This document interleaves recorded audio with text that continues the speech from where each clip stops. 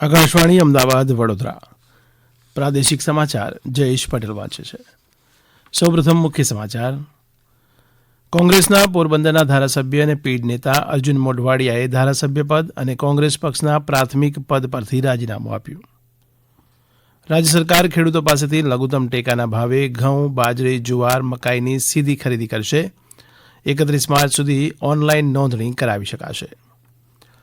મુખ્યમંત્રી ભૂપેન્દ્ર પટેલે સુરેન્દ્રનગરમાં 1584 કરોડ રૂપિયાના તેમજ અમદાવાદમાં 83 કરોડના વિવિધ વિકાસ કામોનું લોકાર્પણ અને ખાતમુહૂર્ત કર્યું.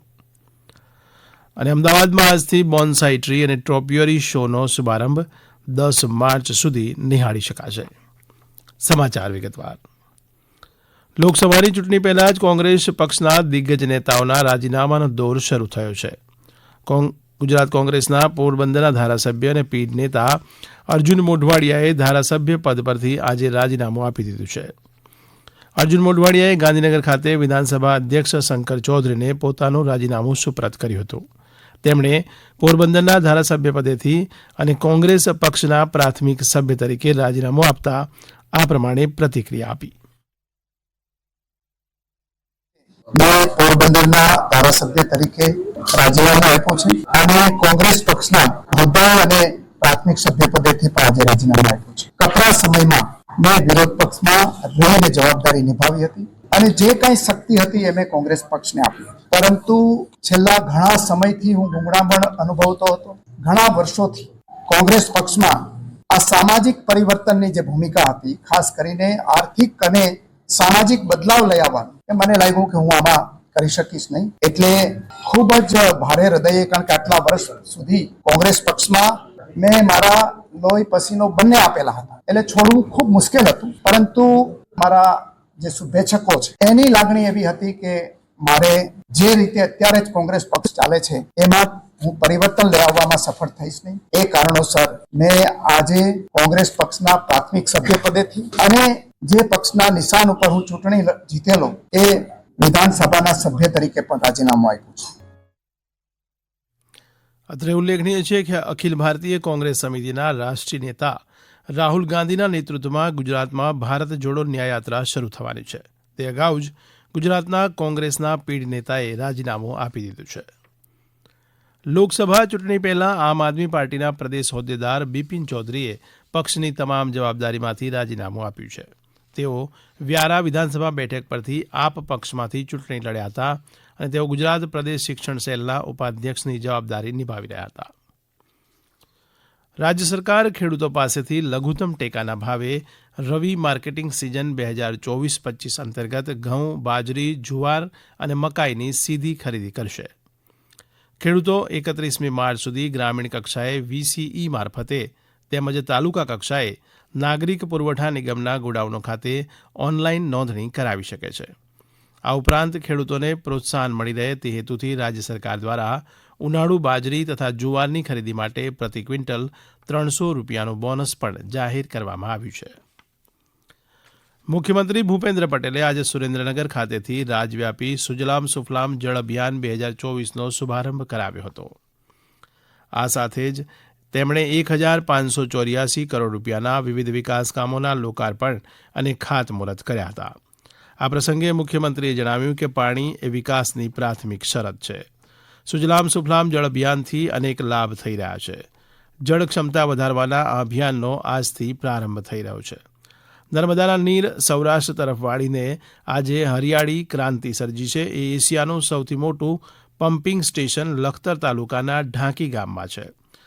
સુરેન્દ્રનગર જિલ્લાના 45 ગામો અને મોરબી જિલ્લાના 11 ગામોને નર્મદાનું પાણી આપવાનું સરકારે આયોજન કર્યું છે તેમ પણ તેમણે જણાવ્યું હતું.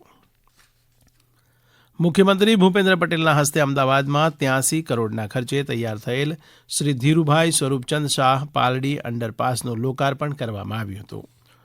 આ અંડરપાસને કારણે અમદાવાદ બોટાદ રેલવે લાઇનની ટ્રાફિકની સમસ્યામાં રાહત થશે. અમારા અમદાવાદ જિલ્લાના પ્રતિનિધિ કરણ પરમારના જણાવ્યા મુજબ આ અંડરપાસને Gujarat metro rail corporation limited, AMC અને રેલવે દ્વારા સહનિર્માણ કરવામાં આવ્યું છે. આ ઉપરાંત મુખ્યમંત્રીએ અમદાવાદના સિંધુ ભવન રોડ ખાતે મહાનગરપાલિકા દ્વારા આયોજિત બોન્સાઈ ટ્રી અને ટ્રોપિયોરી શોનો શુભારંભ કરાવ્યો હતો.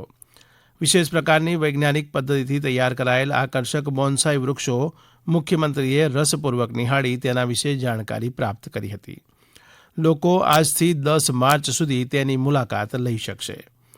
આશરે 12,000 ચોરસ મીટર જેટલા વિસ્તારમાં તેનું નિર્માણ કરાયું છે, જેમાં દેશ અને દુનિયાના વિવિધ 1,500થી વધુ બોન્સાઈ અને ટ્રોપિયોરી પ્લાન્ટ્સનો સમાવેશ કરાયો છે. આ તમામ પ્લાન્ટ્સનું પ્રદર્શન ઝેન ગાર્ડન એટલે કે જાપાનીઝ ગાર્ડનની ડિઝાઇન પર તૈયાર કરાયું છે. આ સમાચાર આપ આકાશવાણીના અમદાવાદ વડોદરા કેન્દ્ર પરથી સાંભળી રહ્યા છો. વધુ સમાચાર આપ અમારી વેબસાઇટ www.newsonair.gov.in/ગુજરાતી પર વાંચી શકશો. પ્રાદેશિક સમાચાર વિભાગ દ્વારા આજે રાત્રે 8 વાગે પ્રસારિત થનાર ભારત વિકાસ ડાયરી કાર્યક્રમના 14મા અંકમાં કચ્છ લોકસભા વિસ્તારના વિકાસની ગાથા રજૂ કરવામાં આવશે. અત્રે ઉલ્લેખનીય છે કે પ્રાદેશિક સમાચાર વિભાગ દ્વારા ગુજરાત અને કેન્દ્ર શાસિત પ્રદેશની લોકસભા બેઠકોનો અને ત્યાંની વિકાસ કામગીરીનો પરિચય થાય તે માટે ભારત વિકાસ ડાયરી કાર્યક્રમની શરૂઆત કરવામાં આવી છે. દરરોજ એક લોકસભા બેઠકની ચૂંટણીલક્ષી માહિતી, વિકાસની ગાથા, સાંસ્કૃતિક અને પ્રવાસન સ્થળોની રસપ્રદ માહિતી આ કાર્યક્રમમાં આપવામાં આવે છે. ભારત વિકાસ ડાયરી કાર્યક્રમ આજે રાત્રે 8 વાગે પ્રસારિત થશે. કેન્દ્રીય રાજ્યમંત્રી અજય મિશ્રા ગુજરાતના પ્રવાસે છે. તેમણે ગાંધીનગર ગુજકોમાસોલ સહકારી ક્ષેત્રના આગેવાનો સાથે બેઠક કરી હતી. આ ઉપરાંત કેન્દ્રીય રાજ્યમંત્રીએ ગાંધીનગર જિલ્લાના રૂપાલ ગામ ખાતે વરદાયિની માતાજીના દર્શન કરી આશીર્વાદ પણ મેળવ્યા હતા. તેમજ મંદિરના ટ્રસ્ટીઓ સાથે બેઠક પણ કરી હતી. સ્ટેચ્યુ ઓફ યુનિટી ખાતે આગામી 10મી માર્ચથી કેસુડા ટ્રેલની શરૂઆત કરવાનો નિર્ણય કરવામાં આવ્યો છે. પ્રધાનમંત્રી નરેન્દ્ર મોદીની પરિકલ્પના સ્ટેચ્યુ ઓફ યુનિટી આજે વિશ્વ કક્ષાનું પ્રવાસન ધામ બન્યું છે. અત્યાર સુધી દેશ વિદેશના 1.75 કરોડ કરતાં વધુ પ્રવાસીઓ સ્ટેચ્યુ ઓફ યુનિટીની મુલાકાત લઈ ચૂક્યા છે. એકતાનગર વિસ્તાર કેસુડાના લગભગ 65,000 કરતાં વધુ વૃક્ષોથી સમૃદ્ધ છે. અમારા નર્મદા જિલ્લાના પ્રતિનિધિ દીપક જગતાપના જણાવ્યા મુજબ કેસુડા ટ્રેલ માટે અલગ અલગ 3 માર્ગ તૈયાર કરવામાં આવ્યા છે. પ્રવાસીઓ કુદરતની વચ્ચે જઈને કેસુડાની સાથે વિંધ્યાચલ પર્વતમાં રહેલ અમૂલ્ય વન્ય વારસાને માણી શકશે. અમદાવાદમાં પૂર્વ પશ્ચિમ કોરિડોરમાં કાંકરિયા ઈસ્ટ મેટ્રો સ્ટેશન આજે પેસેન્જર માટે તૈયાર થઈ ગયું છે. કાંકરિયા ઈસ્ટ સ્ટેશન પર મેટ્રો ટ્રેન સેવાઓ આવતીકાલથી મુસાફરો માટે હાલના કાર્યકારી સમય અનુસાર ઉપલબ્ધ રહેશે. હાલમાં અમદાવાદમાં મેટ્રો ટ્રેન સેવાઓ સવારના 6:10 રાત્રિના 10 વાગ્યા સુધી કાર્યરત છે, જેમાં સવારે 7 વાગ્યાથી રાત્રે 10 વાગ્યાની વચ્ચે 12 મિનિટના સમાન અંતરાલ પર કાર્યરત છે. ભાવનગરમાં જલારામ બાપાની 143મી પુણ્યતિથિ નિમિત્તે જલારામ મંદિર આનંદનગર ખાતે ધૂન ભજન અને મહાપ્રસાદ યોજાશે.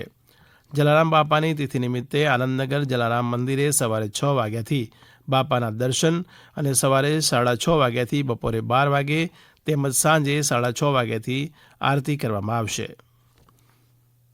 પાટણમાં આર્કિટેક્ટ વિભાગ અને હેમચંદ્રાચાર્ય ઉત્તર ગુજરાત યુનિવર્સિટી દ્વારા આયોજિત ગુજરાત ગેજેટ અને તેનું મહત્વ વિઝન 2047 પર રાજ્ય સ્તરીય પરિસંવાદનું આયોજન યુનિવર્સિટી ખાતે કરવામાં આવ્યું હતું.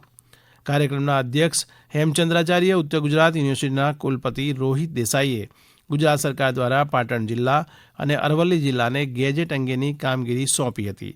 આ બંને જિલ્લાની ભૌગોલિક સંસ્કૃતિ વ્યવસ્થાઓને લગતી ભૂતકાળ તેમજ વર્તમાનની સ્થિતિઓનો સમાવેશ 18 પ્રકરણમાં તૈયાર કરનાર પાટણ અને અરવલ્લી જિલ્લાના વિવિધ કોલેજના અધ્યાપકો તેમજ નોડલ અધિકારી તેમજ સહસંયોજકોને આ કાર્યક્રમ થકી સર્ટિફિકેટ આપી સન્માનિત કરવામાં આવ્યા હતા. ગુજરાત માધ્યમિક અને ઉચ્ચતર માધ્યમિક શિક્ષણ બોર્ડ દ્વારા આગામી 11 થી 26 માર્ચ દરમિયાન ધોરણ 10 અને 12ની જાહેર પરીક્ષા યોજાશે. તેની તૈયારીઓના ભાગરૂપે આજે પંચમહાલ જિલ્લા શિક્ષણ અધિકારીના માર્ગદર્શન હેઠળ જિલ્લામાં ખંડ નિરીક્ષકની તાલીમ યોજાઈ હતી. ભારતીય જનતા પાર્ટીના નેતૃત્વ દ્વારા મહિલા સશક્તિકરણને પ્રોત્સાહન આપવા શક્તિવંદન દોડ, શક્તિવંદન યાત્રા સહિત આજથી 6 માર્ચ સુધી ત્રિદિવસીય કાર્યક્રમોનું આયોજન કરવામાં આવ્યું છે. જે અંતર્ગત મહીસાગર જિલ્લામાં ક્રિસ્ટલ કેમ્પસ મોટા સોનેલા ખાતે નારી શક્તિવંદન મેરેથોન દોડ યોજાઈ હતી. ડાંગ જિલ્લાના આહવા ખાતે ગુજરાત વિધાનસભાના નાયબ દંડક વિજય પટેલની અધ્યક્ષતામાં માર્ચ 2023 બોર્ડની પરીક્ષામાં પોતાના વિષયમાં 100% પરિણામ લાવનાર માધ્યમિક શાળાના શિક્ષકો માટે સન્માન સમારંભ યોજવામાં આવ્યો હતો.